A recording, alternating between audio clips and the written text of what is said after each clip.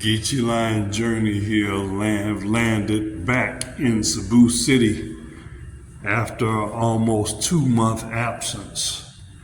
And just about a week ago booked a room at the Horizon 101 condominium complex, which is, I guess you could say, is located on Mango Avenue, which is also called General Maximum Avenue. The view here is, you can see that's Osmania Circle is there nearby, and again, this is Mango Avenue, the street that I'm on. So this is a very nice view. I want to probably get a better view, more footage later, but this is the view here to my room. I'm on the room all the way down to the end, 40th floor. Let me pause this.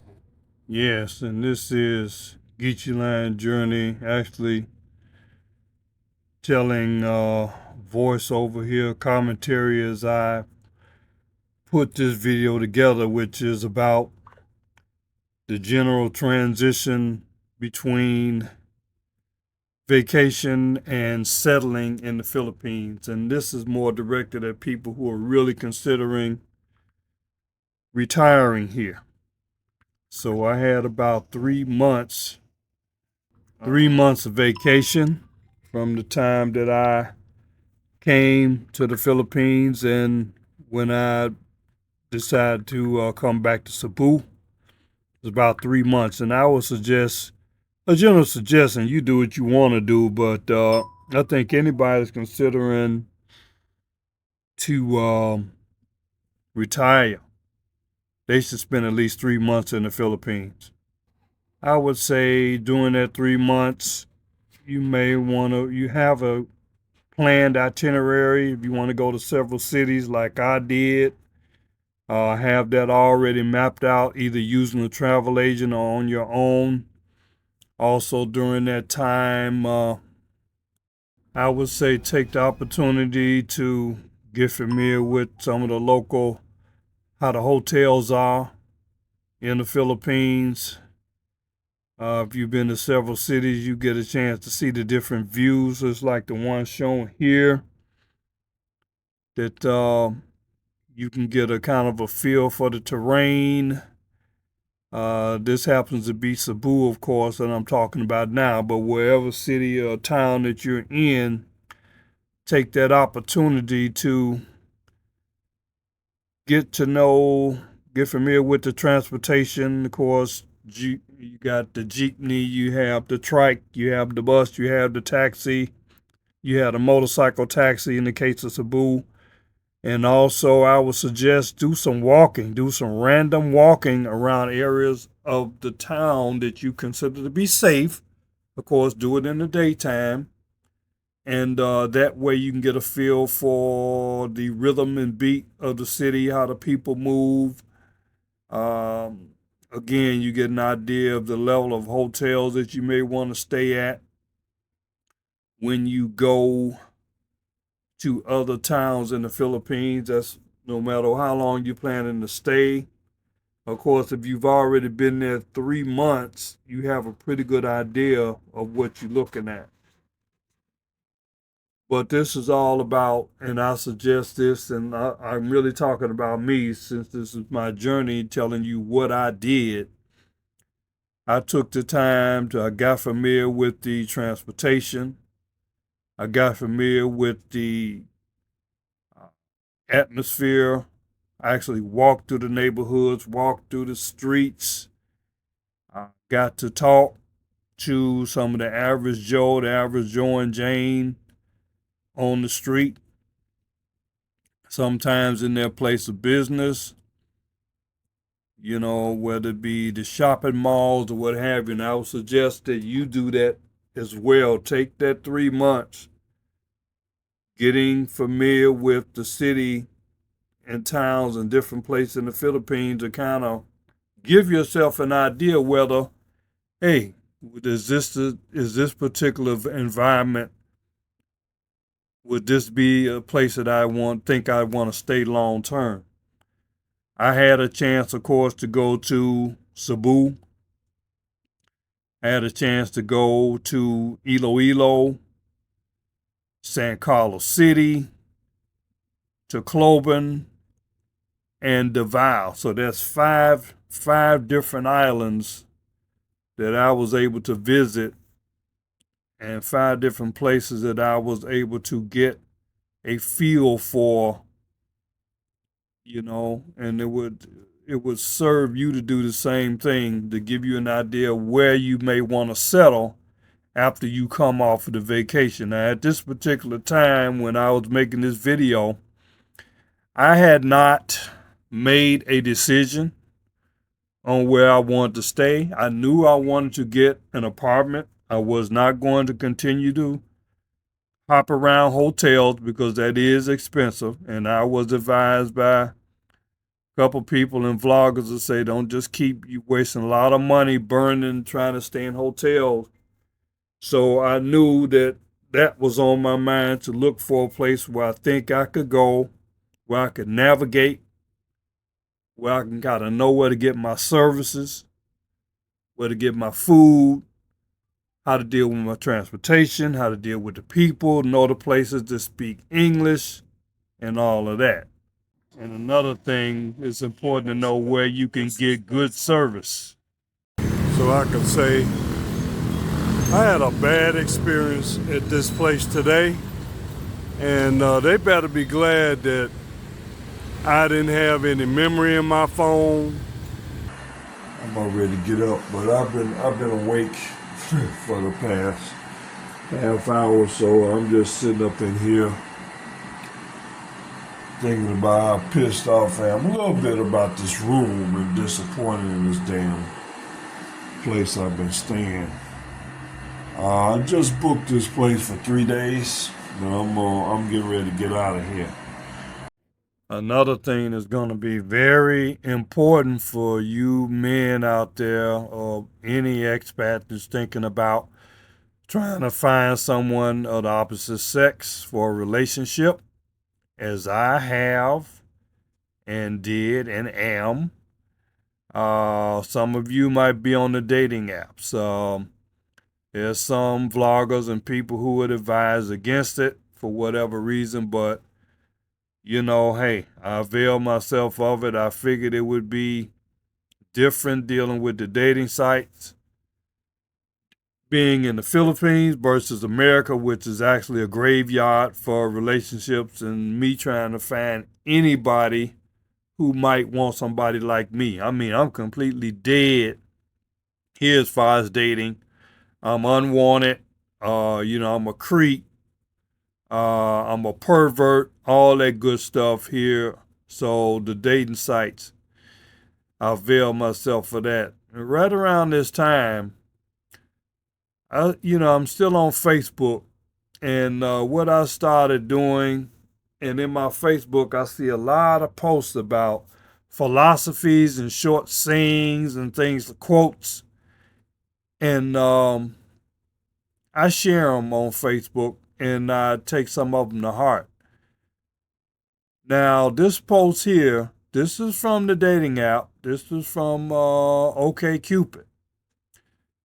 This looks like something I would have written, but it was actually written by, think it was actually written by a Filipino, one of the profiles that I looked at. But it's basically, the first sentence really says it all. I'm not going to chase you. I'm not going to chase or beg any woman to want to deal with me. Read it a little bit for yourself.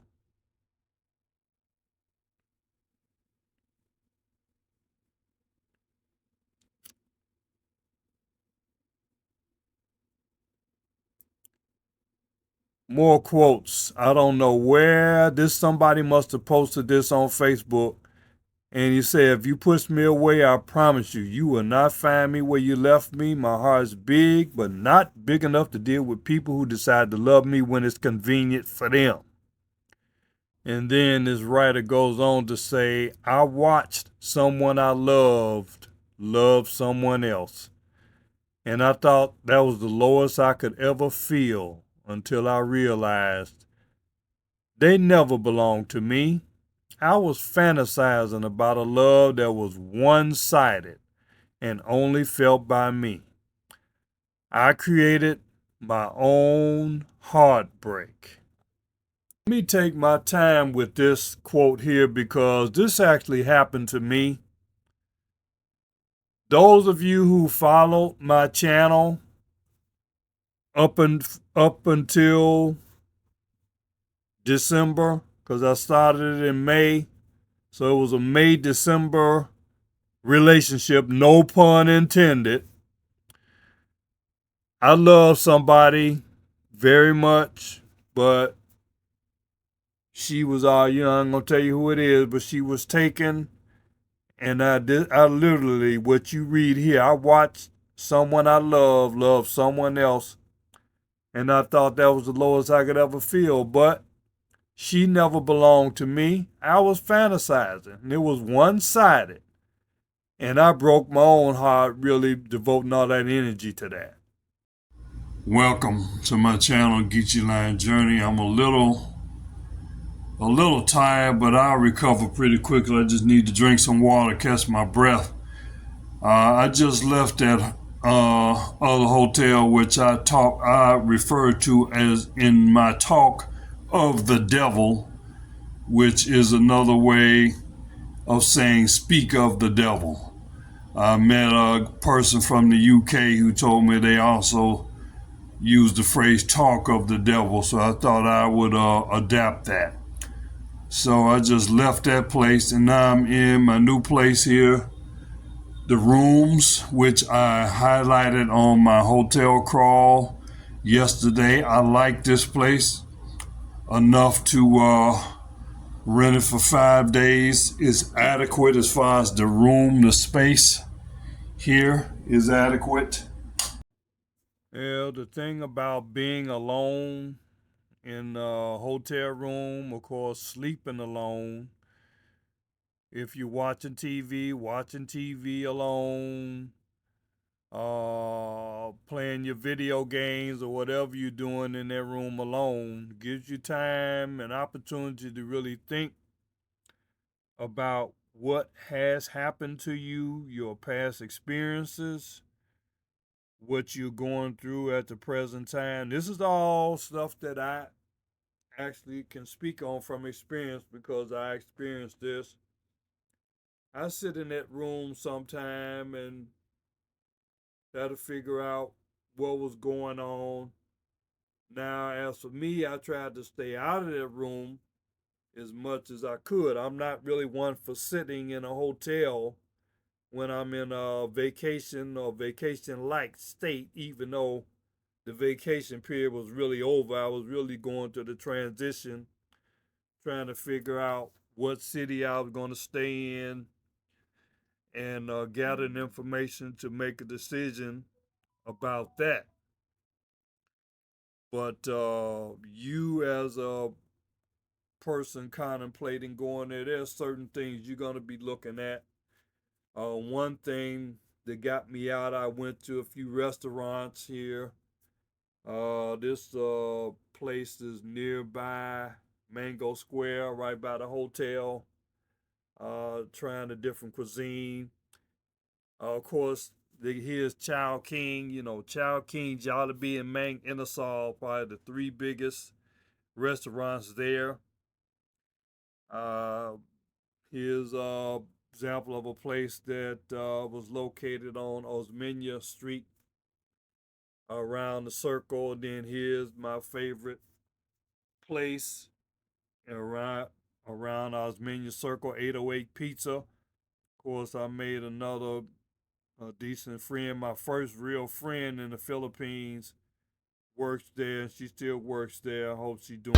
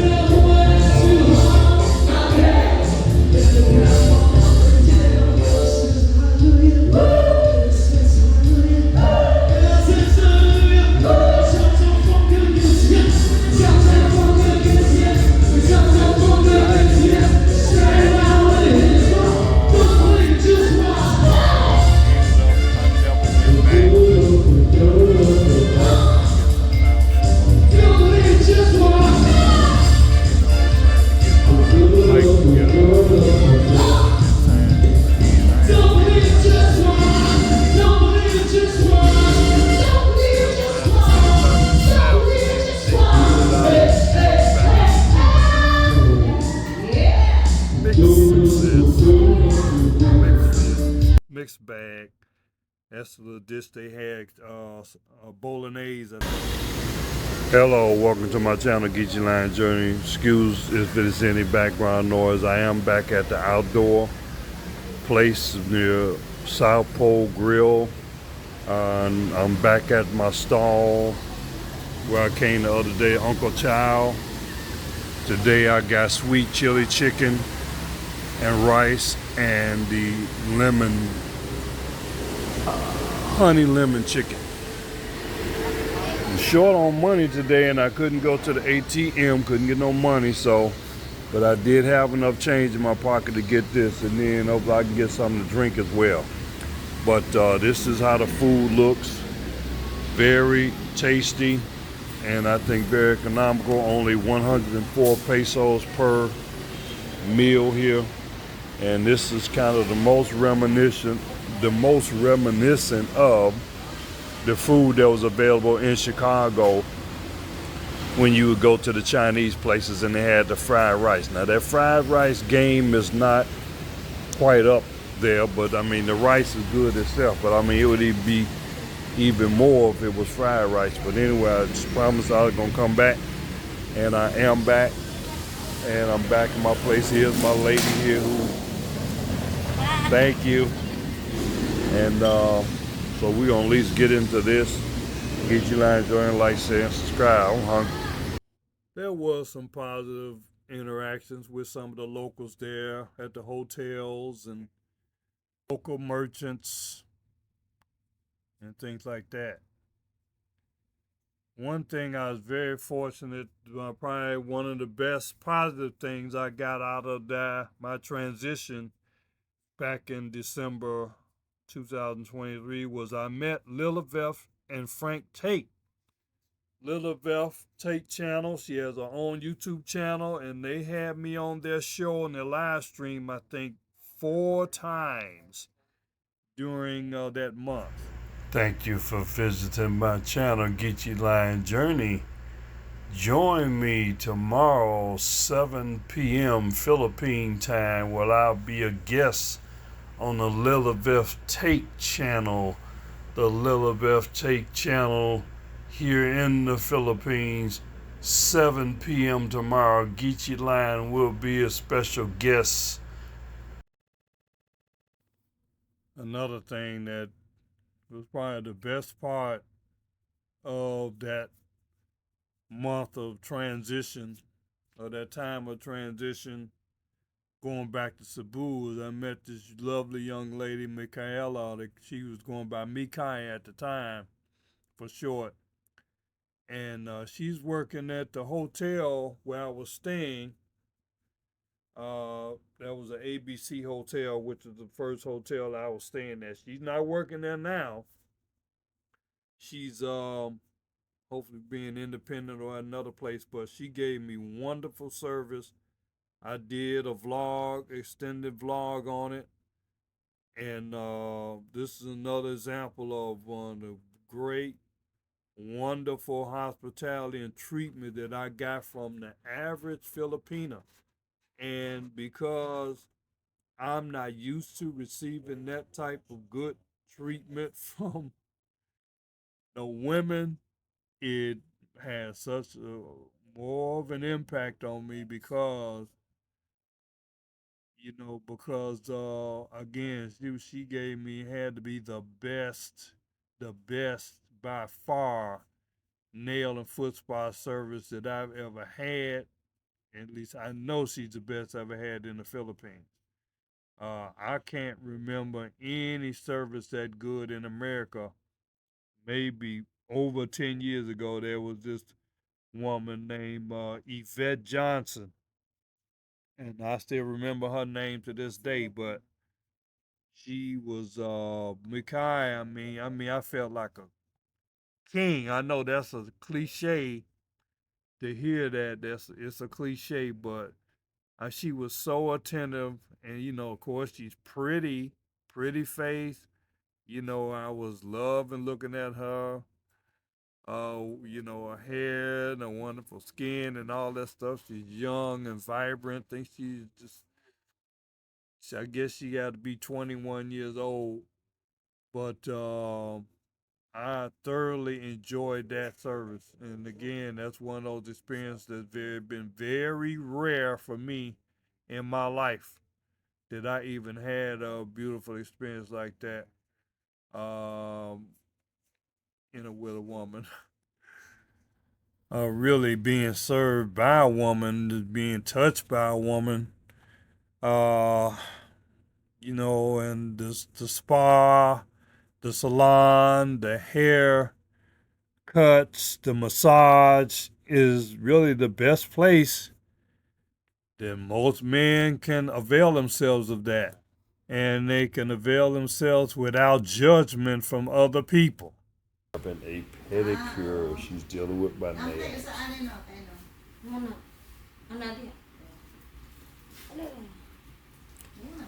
Very relaxing. Like I say, this is definitely talk of the angel here. Talk of the angel here at Jeep Salon here with Mikai. Talk of the angel. Geechee Line. This is the way you want to relax and enjoy your time here in the Philippines. In the beautiful Filipina, giving you the beautiful attention and service for those of you that feel like you want to treat yourself. A lot of times I haven't felt like I deserved it, but now I'm getting more so to the point where yes, I deserve to have the good treatment and eat well and have the nice salon services and the nice massages and things like that. If I want my hair cut or whatever, hair done, or even anything like that. And if you're someone near retirement or contemplating retirement and coming to the Philippines or wherever you go, whether it be South America or the Caribbean, you want to be able to go there and relax and be able to enjoy some things. You're in the, like Corinne said, she's an American now. She's a Filipino, but she's back in Las Vegas, and she said, we're in the fourth quarter. We're in the fourth quarter of our lives, and we have to, try to determine how that's going to be. So I know I'm in the fourth quarter. And again, this is Makai just spring water. Water that's this nice, pretty bottle, but it's actually water in there to hydrate the work there that she's doing with my nails. Now she's getting ready to close to putting the shine on. Oh, there's the lotion. Yeah, remember the lotion. The white lotion. Now she's going to rub that into my feet, right? Ooh, yes, go ahead. Look at that. Look at that. Don't you? That feels so good, Makai.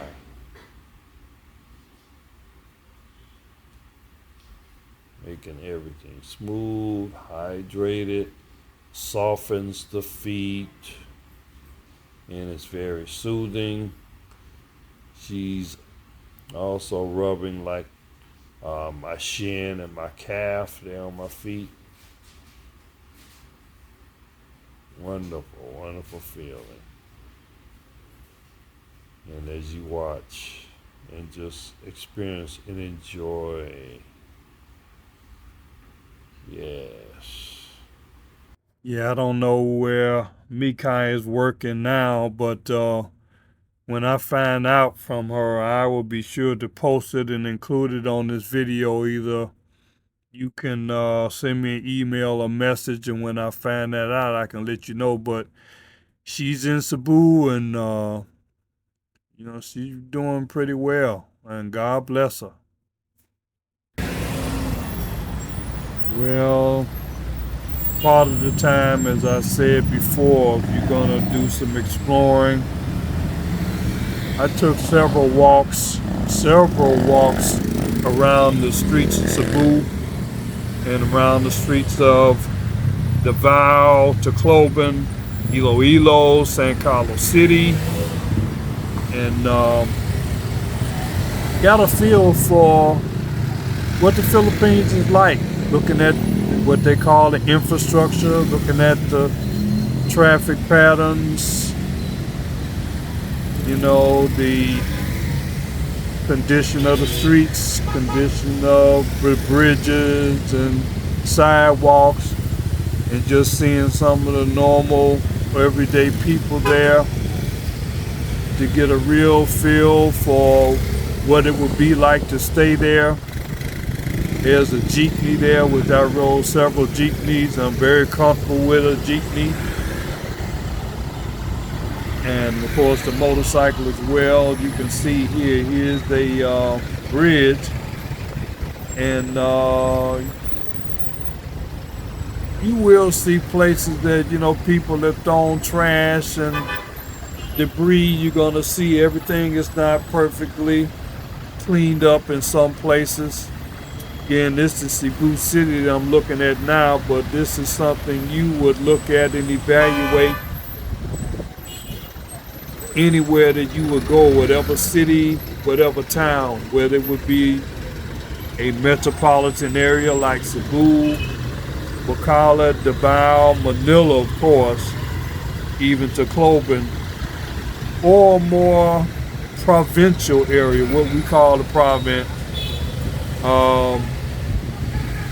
More your San Carlos cities and your other smaller municipalities, where they would not have the congestion, or they wouldn't have the services, or they wouldn't have the activities and amenities that a city would have.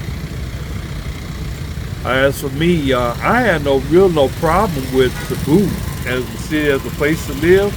I was seriously considering Cebu, but I decided against it because of other reasons other than the city itself.